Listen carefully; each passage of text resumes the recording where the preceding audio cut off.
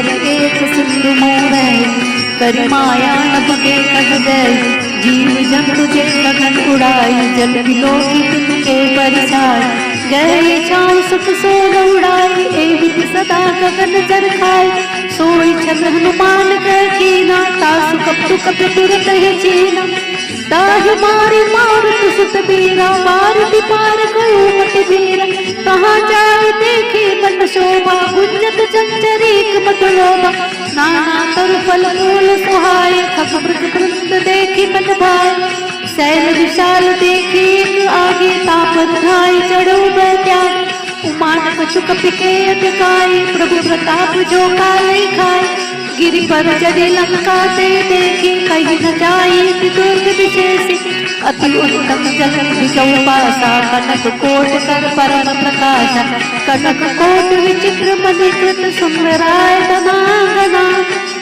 चौहट हट सुबट दीठी चारों पूर्व विधि बना गजबाजिक खच्चर निकर पथ रथ बरूधन को गले बहुरूप निशिचर जूट अति बल सेन बरनत नहीं बने बन बाहु भुवन बाटिका सरकोप बापी सोहै नर नाग सुरगंधर्व कन्या रूप मुनि मन मोहै कहु माल देह विशाल सेन समान अति बल गजय नाना अखाड़े फिरै बहुपति एक एक जय करि जतन बट को दिना बिकट तन कर चौदि सिराशे कहु महिष मानस देनु खर अजखल निशाचर बाछै एहि लागी तुलसीदास इनकी कथा कछु एक है कहे रघुवीर सर तीरथ शरीर नित्यागी गति पे ही सरे पुर रखवारे देखि बहु कप मन की न विचार अति लघु रूप धरो निशी नगर करो पैसार।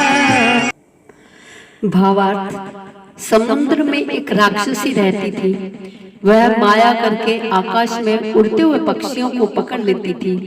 आकाश में जो जीव जंतु उड़ा करते थे वह जल में उनकी परछाई देखकर उस परछाई को पकड़ लेती थी, जिससे वे उड़ नहीं सकते थे और जल में गिर पड़ते थे। इस प्रकार वह सदा आकाश में उड़ने वाले जीवों को खाया करती थी। उसने वही छल हनुमान जी से भी किया। हनुमान जी ने तुरंत ही उसका कपट पहचान लिया।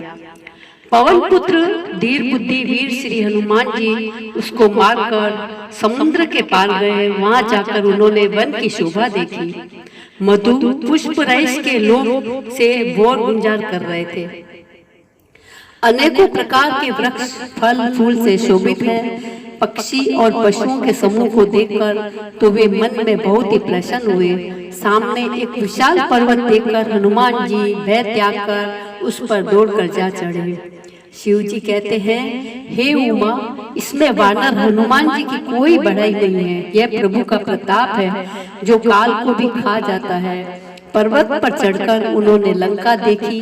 बहुत ही बड़ा किया है, कुछ कहा नहीं जाता। वह अत्यंत ऊंचा है। उसके चारों ओर समुद्र है। सोने के परकोटे, चार दीवारों का परम प्रकाश हो रहा है। विचित्र मणियों से जड़ा हुआ सोने का परकोटा है।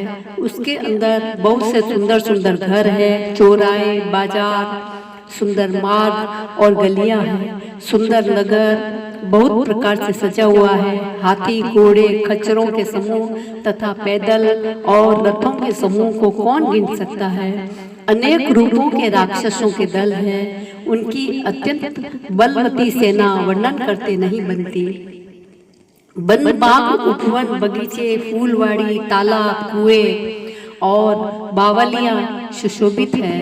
मनुष्य, नाग, देवताओं और गंधर्वों की कन्याएं अपने सौंदर्य से मुनियों के भी मन को मोह लेती है। कई पर्वत के समान विशाल शरीर वाले बड़े बलवान मल पहलवान गरज रहे हैं। वे अनेकों अखाड़ों में बहुत प्रकार से भिड़ते और एक दूसरे को ललकारते हैं।